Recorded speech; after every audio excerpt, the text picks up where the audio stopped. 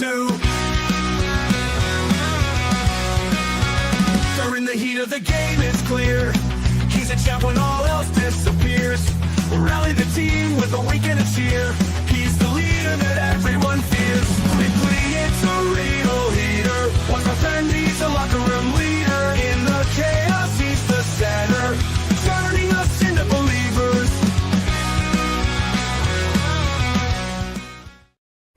Ladies and gentlemen, it is Monday night and it is 7 p.m. That means it is once again time for the Locker Room Breakdown, part of Turnbuckle Affiliation Program. I am OM Dynamic. Welcome to the show, ladies and gentlemen. A lot to cover tonight, especially as it pertained to last week, the road to WrestleMania and construction season. Loving the twists and turns on this path.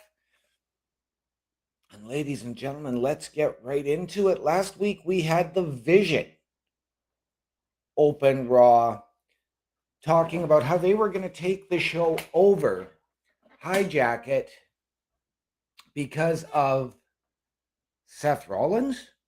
That's right, Seth Rollins had interfered in the Elimination Chamber, costing Logan Paul, who had eliminated 3 other individuals. Austin Theory got on the mic. Paul Heyman was on the mic. Logan Paul was on the mic. And we all believed that it was going to lead to, I was believing it was going to lead to a Seth Rollins confrontation. That was not what we got. Instead, we had Adam Pearce come out with security and let the chaos ensue. All of a sudden, yes, Logan Paul and Austin Theory left the ring. They were leaving confrontationally, but they were leaving when all of a sudden a masked man interfered, causing a distraction, didn't allow Paul Heyman to get out of the ring. At that point, another masked man appeared on the other side of the ring behind Paul Heyman, took his mask off to reveal that, yes, once again, it was Seth Rollins, who then blasted Heyman with the chair, hit him with the curb stomp, and ladies and gentlemen, did he ever do a number on Paul Heyman, busting his nose, leaving Paul Heyman to get carried out, put into an ambulance, and that was only the beginning. Both Austin Theory and Logan Paul were there getting into the ambulance. They did both get out as another vehicle pulled up. My friend the Bulkster coming in, saying hello. Good evening, Bulkster. Great to see you. Thank you for stopping in, brother. It's always a pleasure to have you. And once again, thank you for all of the hard work you put in behind the scenes for me here.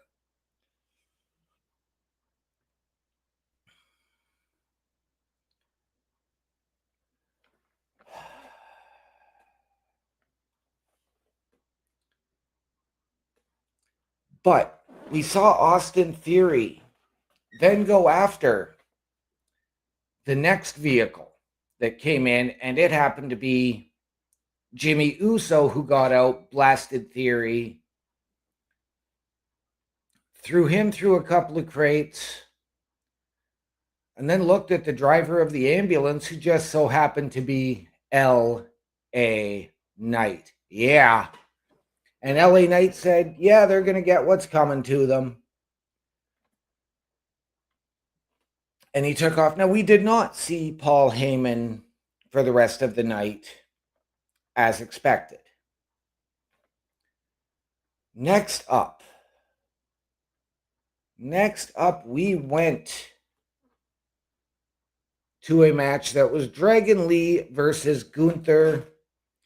And this match started before Gunther was even able to get into the ring, as Dragon Lee jumped him from behind, going on the offensive. And I quite enjoyed this. It was great because it allowed a level of competition for this match that I didn't think was going to be there. I know Dragon Lee can go. I honestly didn't think this match was actually going to get out of the box. I thought this match was going to get thrown out before it even got started. Gunther able to turn around the offensive on the outside. Finally, both men got in the ring. The bell rang, and this was a great match. Yes, Gunther dominated. Gunther had full control of the match. But Dragon Lee used his speed, used his agility to really be able to counter a lot of what Gunther could do with his power. But Dragon Lee did try at points to match power for power, and that just doesn't work.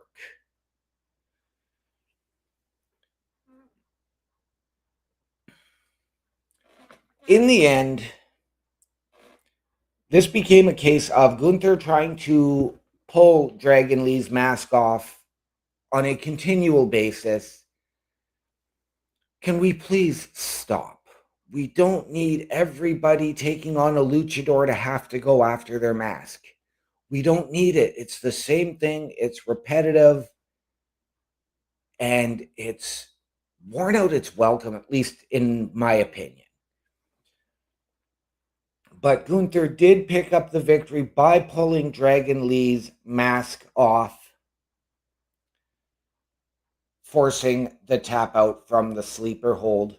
Great match from both men. Again, a lot more than I expected from this match, and I was quite happy with that. I still don't like this situation that Gunther is in. Ever since he's gone on this career killer and then said AJ Styles was punching above his weight. Now Dragon Lee. Gunther, you painted yourself into a corner. How are you getting out of this?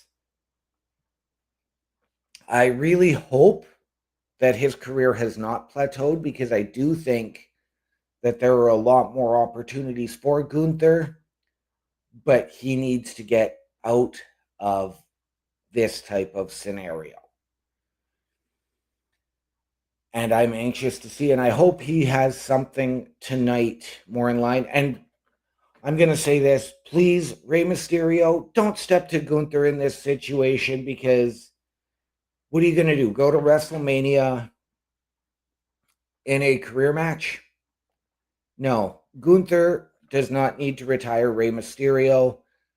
I do think that at some point that has to be Rey versus Dom, as much as I am against that. But we are going to cover Dom in just a little bit.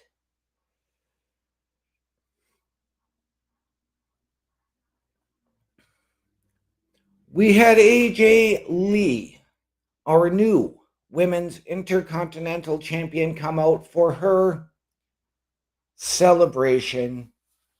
She got on the mic. She cut a promo saying, now that Becky Boo Boo is behind me, there's so many women in this locker room that I want to face. I made that list a few weeks ago, and it was very intriguing. She did give the credit to the fans who believed in her, who brought her back, and then said, ladies, let me see what you got, because the next time I stand in this ring, I'm defending this title. I was hoping and leaning towards the idea of a Women's Intercontinental Championship Open Challenge, much the same way we see the US Open Challenge on SmackDown.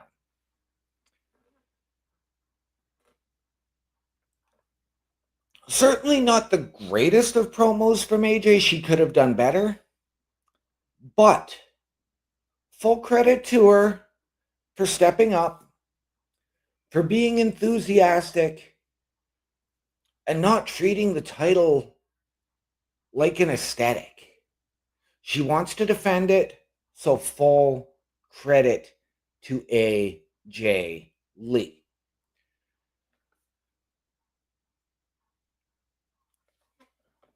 Ladies and gentlemen, before we continue on with the review portion of the show, I do want you to take a look at how you can help us out here at the Turnbuckle Affiliation Program. The Turnbuckle Affiliation Program is looking for more people.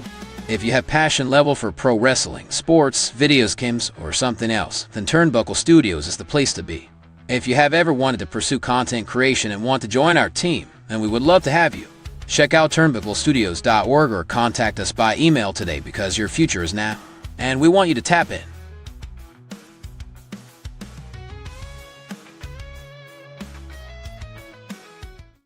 And ladies and gentlemen, if you have ever wanted your break in podcasting, content creation, a potential collaboration, or just to help us out behind the scenes, turnbucklestudios.org is the home of the Turnbuckle Affiliation Program.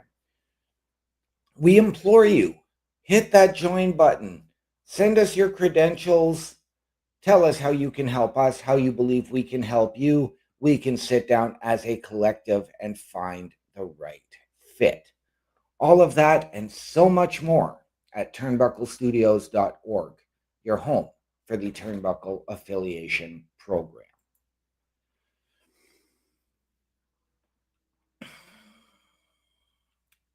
The match that we seem to be building towards as far as the luchadors go, El Grande Americano, the Walking Starbucks Order, versus the original El Grande Americano, the original Starbucks Order. On this past episode of Raw, we saw the original El Grande Americano take on Rayo Americano of Los Americanos. And again, we went back to trying to take the mask off. One thing you will notice, ladies and gentlemen, last Monday was a very, very heavy lucha show. I'm okay with it. I'm not the biggest fan of Lucha Libre, but the show called for it, and it delivered. So I'm not going to knock that. This, again, was a great match. I was waiting for somebody to see if the original had somebody to help counter El Grande Americano, El Verde, as I like to call him, which he did not. But this, again, was a tremendous back and forth match between two of the most technically proficient luchadors in all of WWE, if not all of wrestling.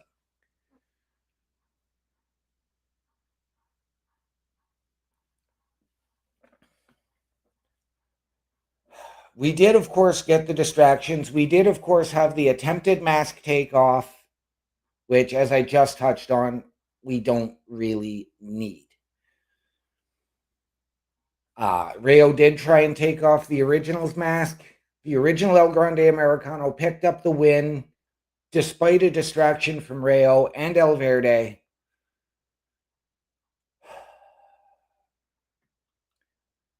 El Grande Americano, the original, did get his hands on El Verde, trying to take the mask off there as well.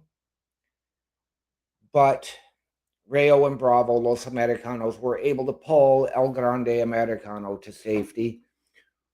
We all here believe that this is leading to a mask versus mask match at WrestleMania, which, of course, the loser is going to have to unmask.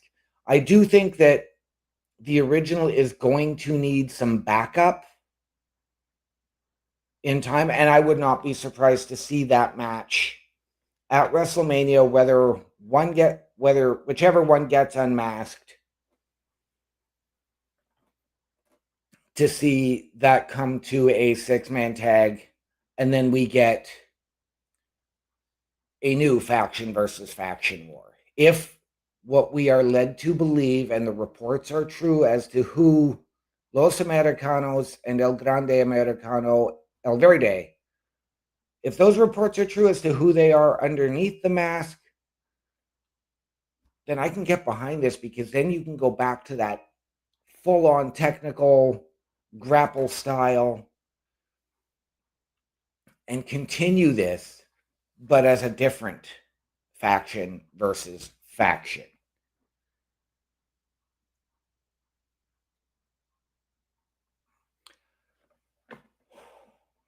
Perhaps the most intriguing moment of the night,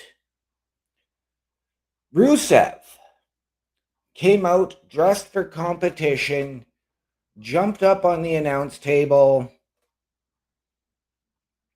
and called out Obafemi. Said, this has been going on long enough. If you want to fight, let's fight. The Lion of Bulgaria versus the ruler of Nigeria. Let's go. Let's do it. Oba came out dressed in his street clothes. I was anticipating this to become a match. It didn't. But we got the fight. The brawl ensued. Both men countered the other. Yes, Oba did use his power and put Rusev down. But still, very, very intriguing. Is this a decision towards where Obafemi signs, or does he leave it up in the air for another 2 months or so and decide on the Raw after WrestleMania?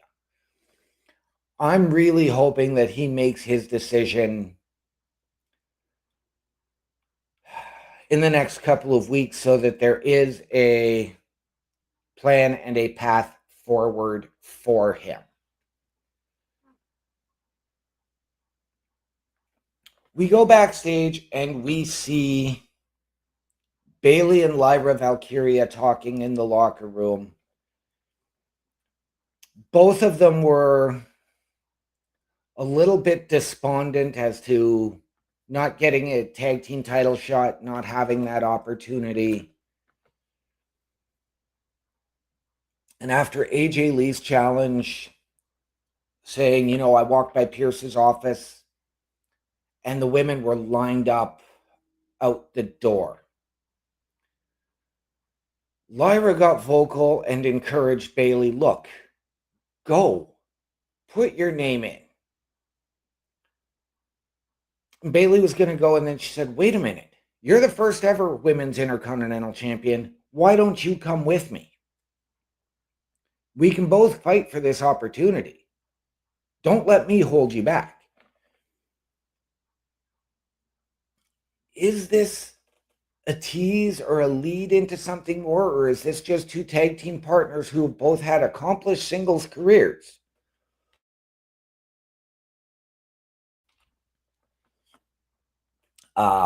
Really trying to hype the other up, knowing that they can then come back together if and when the time calls for it.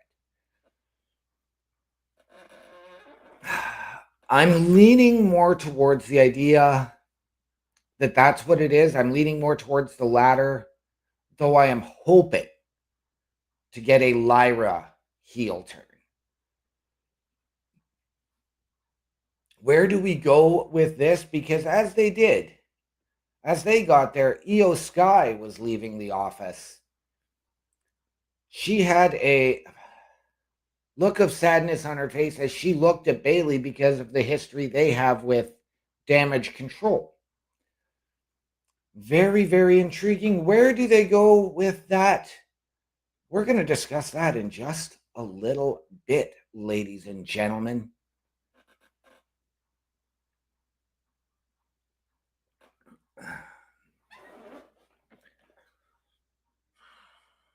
Austin Theory, Jimmy Uso. This wound up becoming a match based on that previous altercation. We had heard during the commercial break, Logan Paul and Austin Theory come out, lay down a challenge. And Austin Theory said, no, you know what, Jimmy, you want to do that to me? You're mine tonight.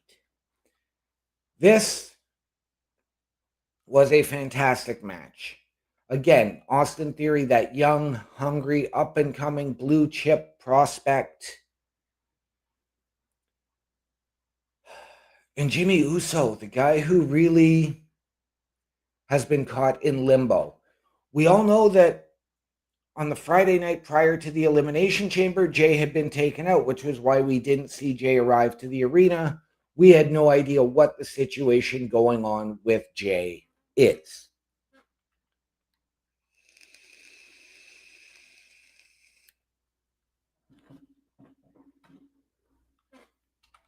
This match did continue back and forth. This was a great match. Had it not been for a guy who's recently returned in Austin Theory and Jimmy Uso, who's really trying to find his own way as a singles competitor, even though he is one half of your World Tag Team Champions, this would have been a main event on any other show. In the end, Jimmy Uso picked up the win by disqualification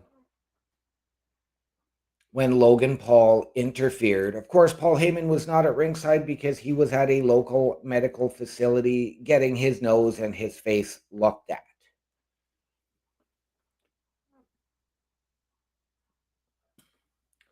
All of a sudden, Jay's music played as they were beating down Jimmy.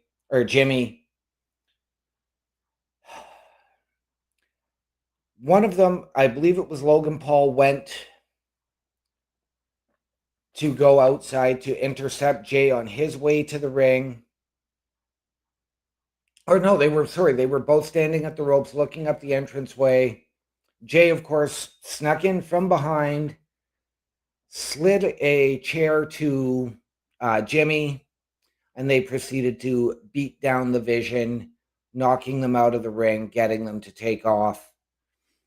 Looking like maybe that is the direction. Do we get the Usos versus the Vision at WrestleMania for the tag team titles? If so, sign me up.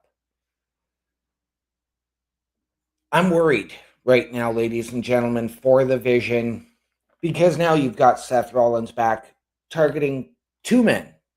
You've got the Usos now who have their eyes on them. Paul Heyman, of course, rushed to a medical facility,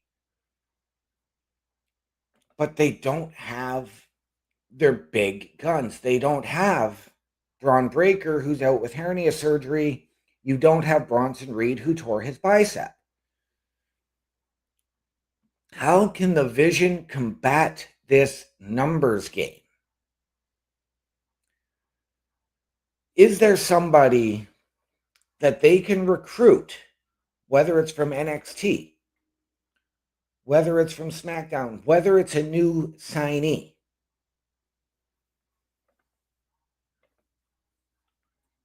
to help give them that numbers advantage once again?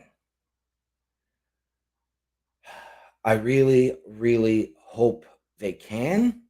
I was a big fan of the Vision. I loved it. But I think that it is falling apart too quickly.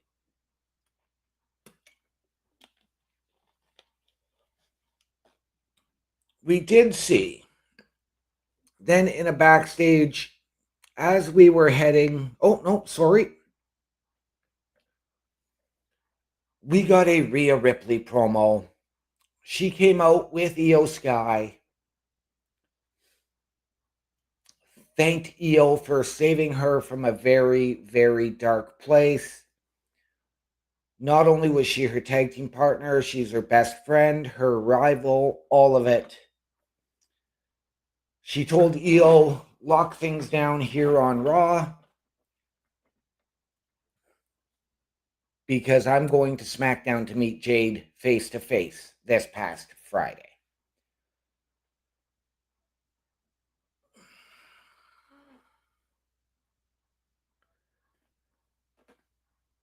Now, we did get a backstage segment that saw the newest WWE signee Danhausen in the back, and I know I missed this earlier in the show, introducing himself to Adam Pearce and giving a list of, as he called them, demandhausens. That he wanted a blimp, he wanted a Hall of Fame induction, he wanted his own personal camera boy, he wanted a mentor, and he wanted the Triple H pointing photo. At this point, the Judgment Day, Dom, Finn Balor, and JD McDonough walked by. And Adam Pearce introduced Danhausen to them. Dom said something, Finn said something, JD said something. Danhausen did look at them and gave his usual, "You are cursed." Would that play in to our main event of the night? Ladies and gentlemen, for the Intercontinental Championship, we had Dominic Mysterio defending against Penta. Now, this is something that we have seen on again, off again. They have had some fantastic matches, even going back as far as last year's WrestleMania. This was an incredible match. Penta did seem to have a lot of momentum throughout this match. Dom would take it back, seize control. So it was a very, very back and forth. It was not chaotic. It was technical. It was lucha. It was everything. As I mentioned before, it was a very lucha-heavy Raw, but the show called for it.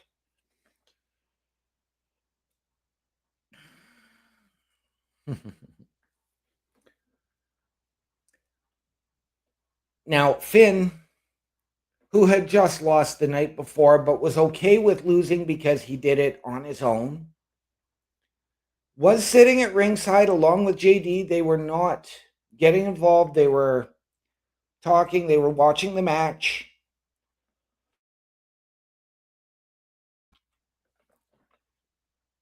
And Dom instructed JD to go and get him the hammer for the ring bell.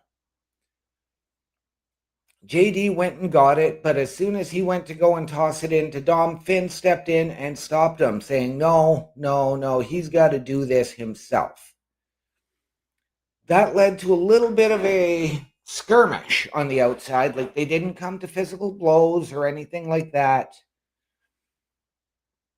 Dom was down in the corner, and I thought that this was going to be the downfall of Penta when he took his dive over the top rope onto both JD and Finn, taking them both out of the equation. He got back in the ring, hit the Destroyer, and a 1, 2, 3. Your winner and your new Intercontinental Champion. The man they finally did something with, the man that I have seen stuck it sort of in a holding pattern, who became an enhancement talent with an entrance to me, Penta. Finally. Now, we've touched on this before, and again, everybody believing that we are going to get Finn and Dom at WrestleMania. I came out here first last week and I said, I don't think that that match necessarily needs the Intercontinental Championship. Much the same way that Becky and AJ Lee didn't really need the Intercontinental Championship, but it was there. And I think that this situation now, if you do that, because of all of the seeds of dissension within the Judgment Day, I think this truly could be the catalyst for the complete dismantling of it. Ladies and gentlemen, what a road to WrestleMania. And we've still got 6 weeks to go. Ladies and gentlemen, I will be right back with the preview for tonight. But first, take a look at all of the programming we have coming up for you here each and every night of the week at Turnbuckle Studios. Turnbuckle Studios and the Turnbuckle Affiliation Program bring you the week of streams. All times are in Eastern Time. Monday nights you get the Locker Room Breakdown at 7 p.m., followed by the Raw Patrol at 8 p.m. Tuesday brings you the flagship show, Turnbuckle Talk, at 8:05 p.m. Wednesday we play games with the PlayStation Showcase at 8 p.m. Thursday we go TNA as we brace for Impact at 9 p.m. On Fridays, join us for the SmackDown Security Detail at 8 p.m. The weekend brings you Saturday Night Gaming at 8 p.m. On Sunday, be sure to catch the Chris Parrish podcast at 12:15 p.m. And later that night, we have the Boar's Nest at 8 p.m. Be part of the shows and join the chat every day. And please visit turnbucklestudios.org.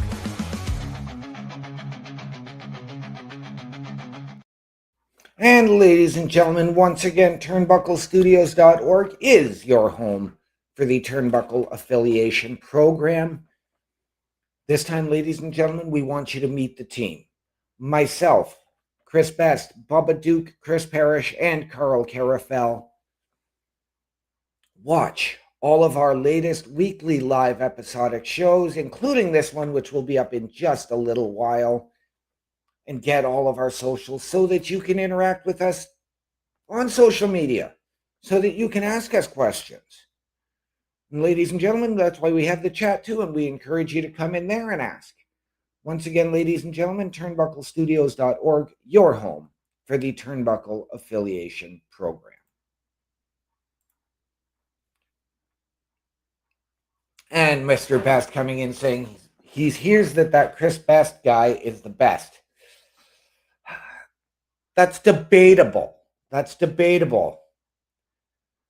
You're going up against the Game Breaker, the hashtag Game Breaker, hashtag Game Changer, the OM Dynamic.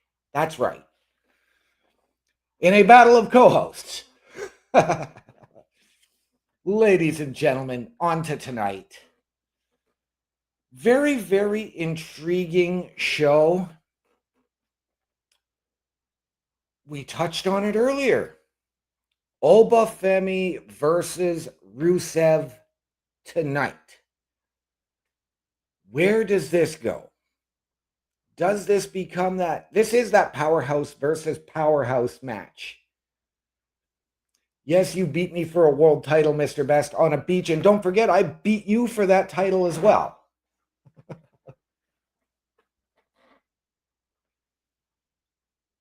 But yes, this is a match built on tension that led to that massive, massive war last week. What do the Lion of Bulgaria and the ruler of Nigeria have for us? I shudder to imagine. This is one of those matches, ladies and gentlemen. If it's the main event, I could see it being a ring breaker. And I would be very intrigued. I don't really need to see another broken ring, but again, if the situation calls for it, make it so. Does this potentially lead to an answer to Brock Lesnar's open challenge for WrestleMania? I don't know. I don't know. I haven't heard about Brock Lesnar tonight. But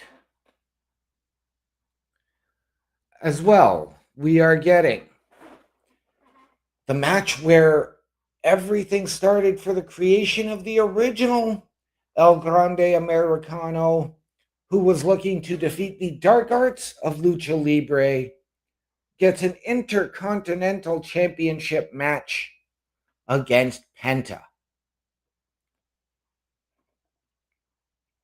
We know that El Grande Americano El Verde was the guy who initially wanted to get an Intercontinental Championship match, which led to the match a few weeks ago to declare Penta the #1 contender.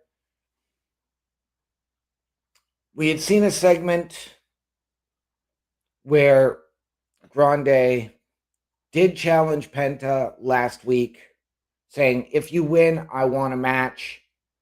Tonight, ladies and gentlemen, we get it. Do we get a ton of interference in this? I believe so. I think you're going to see El Grande Americano and Los Americanos get involved because of what happened last week, and because I think we are headed to that mask versus mask match.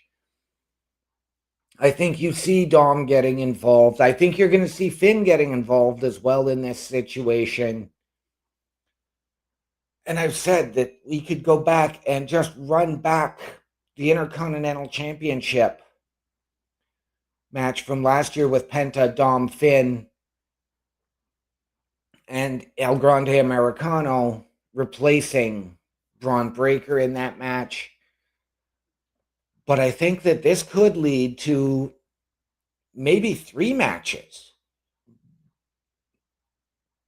if we are getting Dom and Finn, if we are getting the mask versus mask, and then maybe Penta versus somebody for the Intercontinental Championship. I would be okay with that, but I do think we need to, and we've got 6 weeks to go, ladies and gentlemen, so we do need to build a multi-person match, a tag match. We know the main events. We know the women's title matches. All set to go. Now we need our tag teams. We need our multi-mans. Ladies and gentlemen, the road to WrestleMania is well underway. And we have a huge Women's Intercontinental Championship #1 contenders gauntlet match, as it has been reported to me. I thought it was going to be a 6-way, as we get Io Sky, Bayley, Lyra Valkyria, Ivy Nile, Asuka, and Raquel Rodriguez battle it out to see who will challenge AJ Lee for the Women's Intercontinental Championship. Where do we go? There are so many different dynamics. Bayley and her early history with AJ Lee, when she was first coming into WWE, being a huge AJ fan. Io Sky, former world champion, former women's tag team champion. Is this the next logical step for Io Sky to lock things down on Monday Night Raw for her and Rhea? Lyra Valkyria, your first ever Women's Intercontinental Champion, and I believe a 2-time Women's Intercontinental Champion. Now she gets the opportunity to three-peat. Or does this become where she starts to take a darker turn? Ivy Nile, the little pit bull,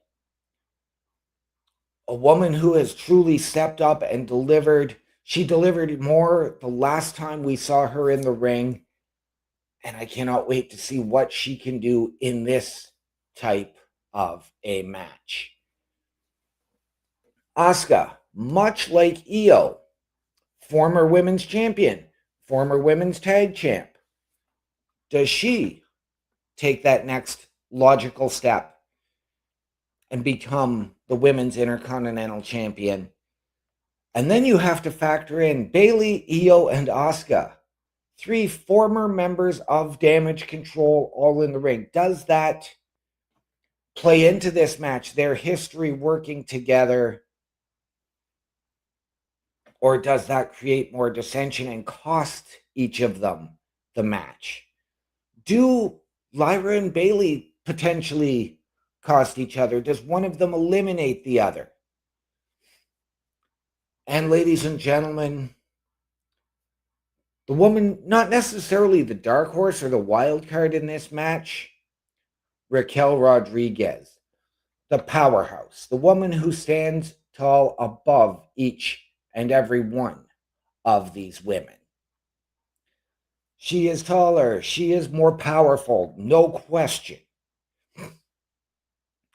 But does she have what it takes? We had her pegged as a dark horse for the Women's Royal Rumble. We had her pegged to win the Women's Elimination Chamber. Both times she came up just a little bit short.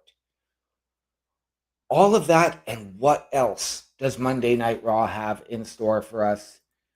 Ladies and gentlemen, you can find that out alongside myself, Chris Best, and the other members of the cast of characters here at Turnbuckle Studios in just a little bit as we watch Monday Night Raw and the Raw Patrol. But ladies and gentlemen, if you're looking for me out there on the socials, it is my Linktree, linktr.ee/OMD show. And at this time, ladies and gentlemen, I would like to remind you, the world is better with you in it. From all of us here at the Locker Room Breakdown and Turnbuckle Affiliation Program, to those of you out there wherever you are, good night, good luck, I'm out. In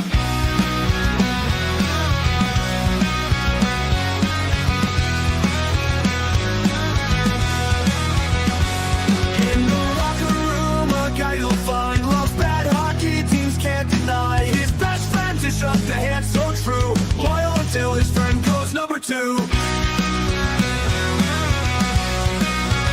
During the heat of the game, it's clear he's a champ when all else disappears. Rally the team with a wink and a cheer.